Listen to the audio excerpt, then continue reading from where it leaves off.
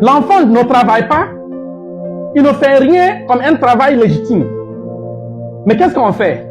L'enfant vient avec l'argent, il paye une nouvelle moto, il paye perruque, il paye mèche.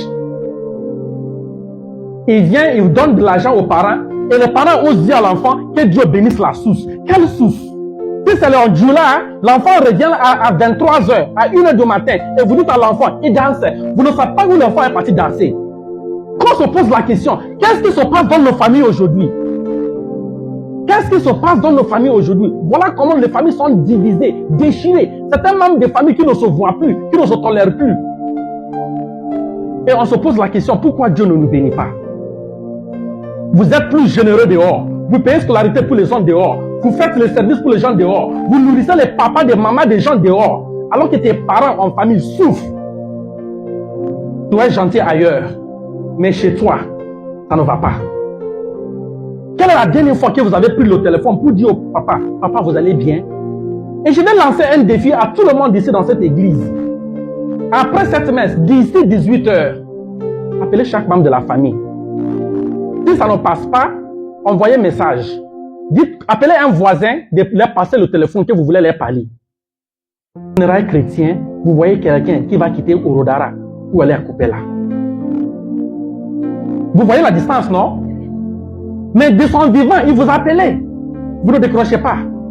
On coule l'uniforme, on prépare riz, on prépare nourriture, on prépare boisson. Vous n'adressez pas la parole à quelqu'un quand la personne était vivante. La personne meurt, vous organisez une fête. S'il vous plaît, quelle est la différence entre vous et un sorcier? Parce qu'on dirait que la mort de la personne vous donne la joie. Pendant que la personne était vivante, vous avez cherché un temps de réconciliation? Non. Mais qu'est-ce qui se passe aujourd'hui? Il y a certaines familles qui ne se sont jamais réunies ensemble pour discuter si ce n'est pas avant ou après les funérailles. Quelqu'un crée un groupe WhatsApp parce que papa est décédé pour qu'on fasse la cotisation. Après les funérailles, on discute maintenant pour voir qui va prendre quoi. Et après, le groupe... On se retrouve encore quand maman meurt pour notre cotisation.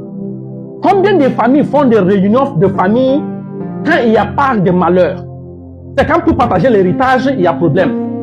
Quand la belle-sœur n'écoute pas le beau-père, il y a problème. On convoque réunion de famille. Est-ce qu'on peut s'asseoir, manger, discuter, parler de beaux souvenirs? On se souvient des beaux souvenirs de l'enfance. Non. Quand on dit qu'il y a réunion de famille, posez la question là, quel est l'ordre du jour? Parce qu'il y a pas l'arbre qu'on va gérer. Et la plupart du temps, on ne gère pas. On commence la réunion avec signe de croix, on se frappe, on s'insulte, on termine par signe de croix encore. Il y a certains frères et sœurs qui ne s'adressent pas à la parole depuis que les deux se sont mariés. Deux femmes sont rentrées dans le foyer, déchirer la famille. Vous qui êtes là, quelle est votre relation avec votre belle-sœur? Quelle est votre relation avec votre belle-mère? Tu penses que mon frère a une maison à Ouaga, mon frère a construit une maison, je peux rentrer dans leur maison sans informer, ouvrir le frigo, manger ce que je veux sans la permission de la femme. Vous allez vous marier un jour et vous allez vous penser aussi que d'autres personnes ne vont pas venir faire la même chose. Non, ce qu'on sème, c'est ça qu'on va récolter.